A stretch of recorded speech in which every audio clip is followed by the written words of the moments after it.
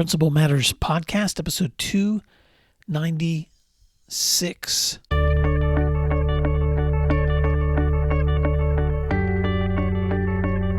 Hi, friends. This is Will Parker, host of Principal Matters, the School Leaders Podcast, where each week I bring you inspiring, innovative, and imaginative ideas for your own school leadership. This week I want to talk about the post that I didn't want to write. I don't know about you, but this past month it's been an emotional one. And I first just want to start with a story that isn't emotional, just a nice memory. A couple of mornings ago, I was sitting on my back porch, sipping coffee, and I could hear the patt-pattering of a woodpecker in the cottonwood tree in the corner of our yard. 3 squirrels were scampering along the back fence, chasing each other with furtive jumps from fence to tree limbs. There was a cardinal hidden behind leaves that was singing out his morning song with sharp trills. And my neighbor's magnolia tree was blooming for the first time in the spring, these large white petals across glassy green leaves. And I could just feel spring, reminded that new mercies are ours to receive every morning. And those small comforts felt good at the end of a difficult week and the end of a difficult month.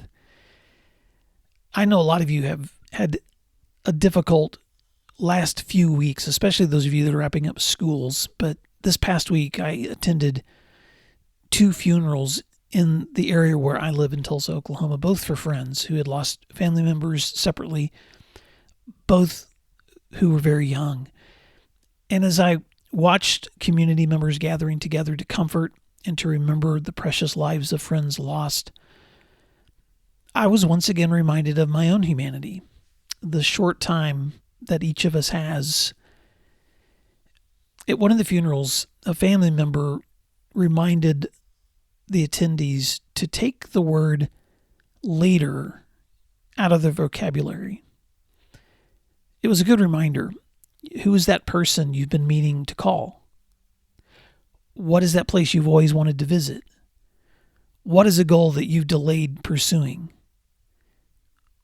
Don't wait till later.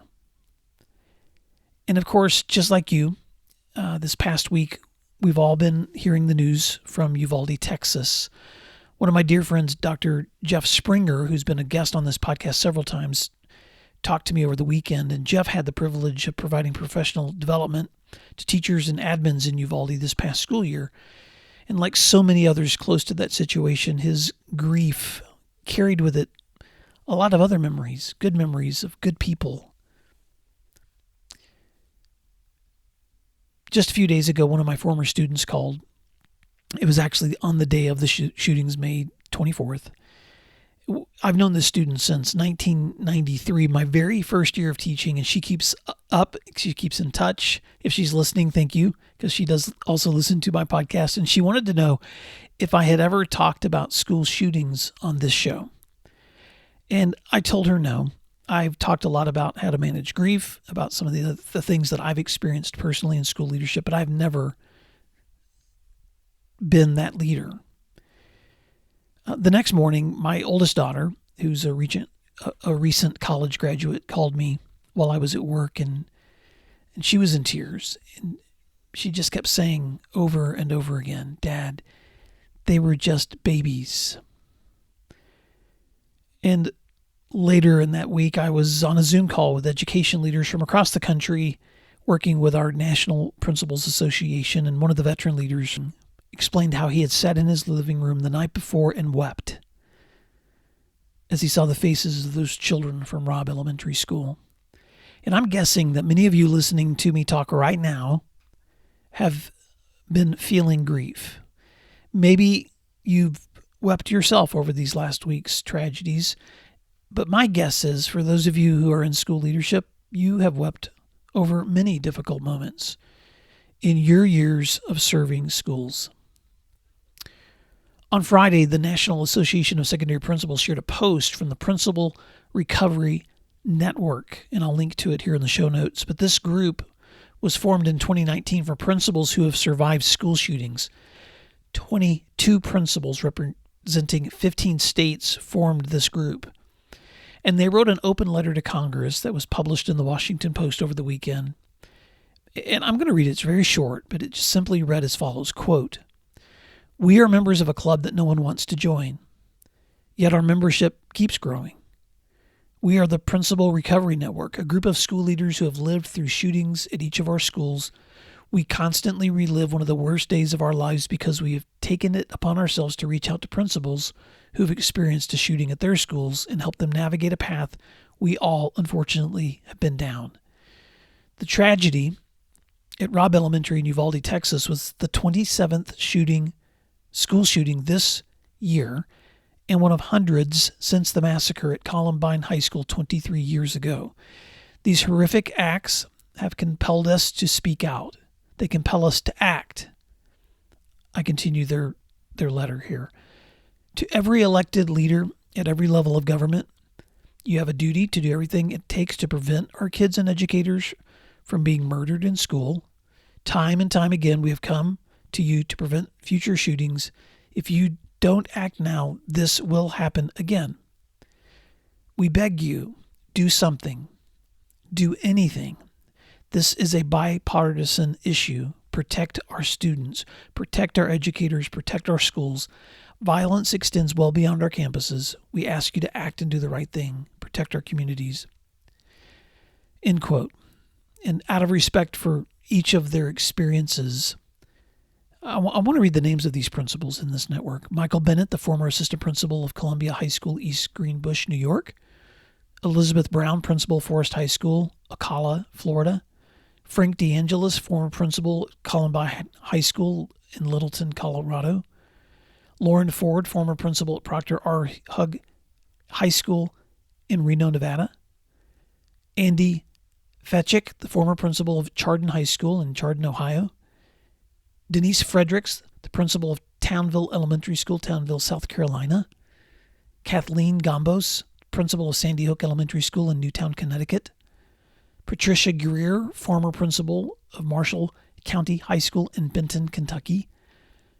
Warman Hall, the former principal of Aztec High School in Aztec, New Mexico. Jake Heibel, the principal of Great Mills High School in Great Mills, Maryland. Matthew Hicks, former assistant principal of Noblesville West Middle School in Noblesville, Indiana. Greg Johnson, the principal of West Liberty Salem High School in West Liberty, Ohio. Michelle Kefford, the principal of Marjorie Stoneman Douglas High School in Parkland, Florida. Andy McGill, the assistant principal of West Liberty Salem High School in West Liberty, Ohio. Kevin Lean, the former principal of Harrisburg High School in Harrisburg, South Dakota. Jeff Meisenheimer, the principal of Lee's Summit North High School in Lee Summit, Missouri. George Roberts, former principal of Perry Hall High School in Baltimore, Maryland. Ryan Rullinger, the principal of Harrisburg High School in Harrisburg, South Dakota. Michael Sedlick, the former assistant principal of Chardon High School in Chardon, Ohio. Ty Thompson, the former principal of Marjorie Stoneman Douglas High School in Parkland, Florida. And Stacy Ting, the principal of Sparks Middle School, Sparks, Nevada. I want to thank each of them, first of all, for their bravery in representing their school communities, but also for the representation of just school leaders in general. I'm going to link to their post on NASSP's website, and there is also a link there. If you want to send that message on to your elected officials, you can do that right there at nassp.org/actnow. When I talk to former students and my own children and my education colleagues, especially when tragedies like this happen, we seem to have the same conversations every time. We grieve the state of any human who can be driven to such heinous crime. We question why schools are so often the target of such violence in the U.S. We question and wonder why an 18-year-old could so easily purchase an assault-style weapon and hundreds of rounds of ammunition without question. I also have a daughter who's studying abroad this year. Actually, she's a full-time student in Wales in the UK. And her time there has given me pause, especially as I've been learning more about their systems and policies compared to the ones that we have here in the U.S. And I did a little research this past week on UK schools. And in case you're not aware, the last mass shooting at a school in the UK was in 1996 in Dunblane, Scotland. And that event prompted stricter gun control laws, and the UK has experienced 0 school shootings since 1996. And yes, I fact-checked the research. 0 school shootings in the UK since 1996. Now, they have had one mass shooting in the UK. It was in Cumbria in 2010, but it was not a school. And I'll link to that research if you want to see it in the show notes. I spend a lot of time talking to people like you, school leaders. It's my full-time work. It's the work that I do through this podcast. And I consistently observe something amazing about you. No matter your political affiliation, no matter the size of your school, no matter whether you are urban or suburban or rural, you share this in common. You care about kids. You believe in common sense solutions for caring for your school community. You are the one most responsible for ensuring their safety every day they're in your building. And you're also the one who has to pick up the pieces after a tragedy. I'm so grateful that there are not more names on that Principal Recovery Network, because this is a group that none of those members ever wanted to belong to. But I'm so proud of men and women like them. I'm proud of colleagues like you in schools right now across the U.S. and across the world who show up every single day to keep caring for school communities. And with that in mind, I can only share the ideas from the times that I've had to help manage grief in my school communities. Just like so many of you, I've been in this work long enough that I've lost students to illnesses, to car accidents, to suicide, to murder. And each tragedy created a different journey, a different response. And I've written about this and shared about it in other posts. In fact, I'll link to a post that I wrote in 2013 about ways that school leaders can help their school community manage grief. I'll mention a few of those suggestions right now just to point you toward that post. But things that I always try to remind leaders of in these moments is, first of all, communicate what you can, because people need to hear from you in moments of grief, because you speak for your school. So take time in moments of grief to compose your ideas and thoughts. And many of you I know do this consistently, but you're the voice of your school. So make sure that people are hearing from you directly. 2, be present and visible. There's just something that's healing and wonderful about your presence, whether you like it or not. People see you and they feel better knowing that you represent the school, and that when you're here, I know things are better. They're okay. 3, encourage stability as much as you possibly can. For those of you that are wrapping up a school year, jumping back in routine and stability is a good thing, because kids thrive on stability. 4, recognize and allow creative and spontaneous responses during times of grief, because sometimes people need to do creative things, or maybe make t-shirts, or maybe make signs, or maybe create some kind of monument, whatever it is. 5, ask for help outside your school. There are so many experts, so many folks who can provide counseling and trauma care, probably within your community. But if not, then reach out to a local university, to your churches, to your local community services for students, and bring outside help in. 6, focus on enjoying and appreciating kids, because all of the kids in your building who are still doing great and wonderful things, they still need to be able to achieve those wonderful moments and be celebrated when they do. They still deserve those moments to celebrate and be kids. Number 7, when necessary, be prepared for media contact, because sometimes school leaders are reached out to by media during difficult times when things are happening in schools. So sometimes it's good to have something prepared in advance, especially if you're in a community where grief is being experienced. And then finally, last but not least, number 8, allow yourself time to grieve.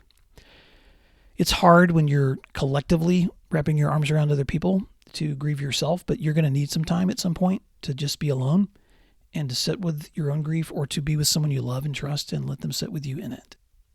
The Principal Recovery Network has several resources on its website that educators can use, and I'll post it here in the show notes as well. But you can go to nassp.org/actnow and scroll down the page, and they have several resources. But I want to end this conversation with a story. And I'm sorry if this post this week has been a downer, but it's like I said at the beginning, this is the post I didn't want to write. But as I'm having these conversations, I felt like there may be someone who listens to this show that would benefit from these thoughts. When I was a boy, my oldest brother, Harvey, found a guitar that had been gifted to another family member who had never used it. And he took this little guitar and he began to tune it, but he tuned it without knowing how. He didn't know which strings were supposed to be which notes, so he tuned it incorrectly. And then he taught himself these makeshift chords. In other words, he had to create chords for an untuned guitar so that it actually produced beautiful sounds, and it worked. So my brother began to play the guitar incorrectly by teaching himself chords on an untuned guitar. And several weeks into this newfound joy of his, another friend was at our home and heard Harvey playing, and he brought his guitar over and said, "Hey, I need to teach you how to really play this guitar." So he taught him how to retune his guitar correctly, taught him how to play chords correctly for the first time, and my brother had relearned chording all over again. I was so little, I watched this process, and so I listened as he tuned those strings, and I watched as his fingers formed those chords, and later, when I began to play the piano, my brother and I would often play together. I would play the piano, he would play the guitar, and even years after that, when I picked up my first guitar, I learned it pretty quickly because I had spent so much time watching him play. And I remember being so in love with music that I remember thinking once when I was younger that if I ever had to lose a limb, which I don't know if anyone thinks that's like I do, but I think these things, I would prefer like losing a leg to the loss of my hands because of how much I just enjoy playing music.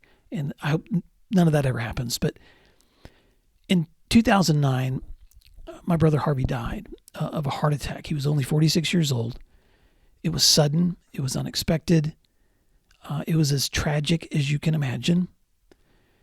And I'll never forget the morning after his death. I was close when the event happened. I was alone the next morning. I was at my family home where my mom and dad live. I was an adult too at this time, but I was just sitting at the old piano in my parents' living room, the place where I had learned to play, watching my brother pick his guitar. And I was trying to pick up a melody that morning on the piano as I sat there, but the sounds of the notes, every time I had a note, as it sounded in my ear, it just reminded me of all the memories and times that we had played music together, the long nights of jamming with friends, the sitting around with family for sing-alongs, the listening to one another, share songs that we had both written. And that was the moment, in all of the time that I've grieved his death since then, that was the moment when I cried the most bitterly. And not because I didn't believe or have hope that someday I would see him in eternity or that he hadn't lived a full life, but because my world seems so much lonelier and less spectacular in his absence. And I know I wasn't alone. Everyone in our family felt that loss and that ache, especially those closest to him, his wife and his children. I wish I had some words of wisdom to share for those who are in the midst of loss and grief. But instead, I just want to say this to anyone who's listening to my voice right now who's been experiencing grief, and maybe even if you haven't, I want to say this to you anyway. You are appreciated. You might listen to this show because you're a school leader or an aspiring leader or whatever reason is that you listen to it. And I just want to tell you, especially those of you that listen to this show because you want to grow in your school leadership, your sacrifices to help others, those late night games, those endless meetings, those morning bus duties, those cafeteria duties, those playground duties, those countless times that you've locked and unlocked the doors of your school, the patient and sometimes impatient waiting for that last parent to pick up the waiting kid, the times that you've grieved having to remove a child from school for discipline thank you for being there on the good days, and thank you for being there on the bad ones. You are appreciated because your school community is better because you're there. And for those of you that are starting summer break, I want to give you some hopes. I hope that you will discover small joys in the mundane things of life. I hope that you find joy in the sip of coffee from a favorite mug, the surprise of a new sprouting leaf in your garden, the thrill of a whippoorwill's song, the rush of wind in the trees and leaves outside your home.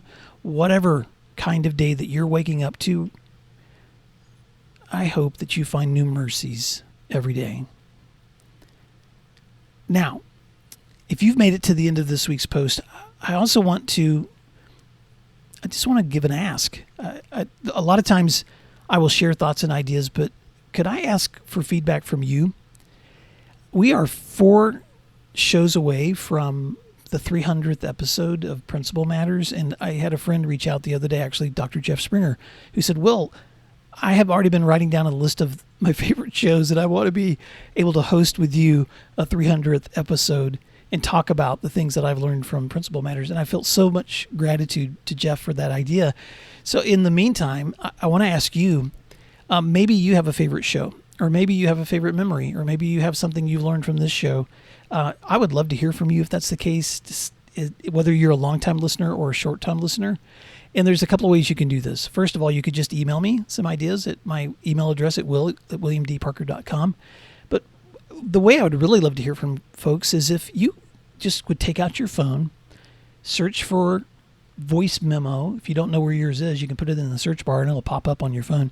Open a voice memo, sit in a quiet place, and just record 1 minute of your name, the school you serve, and something that you've appreciated from these past 300 episodes of Principal Matters, or at least the 300 will be too when I share some of those. And if I hear from a few of you, I'll be glad to include your voices in that upcoming episode. But until next time, I want to thank you for doing the things you don't want to do sometimes, having the conversations you don't want to have sometimes, showing up sometimes when you don't want to, or in my case, sometimes writing the things that you don't really want to write but need to be said. So thanks again for doing what matters, and I'll talk to you next week.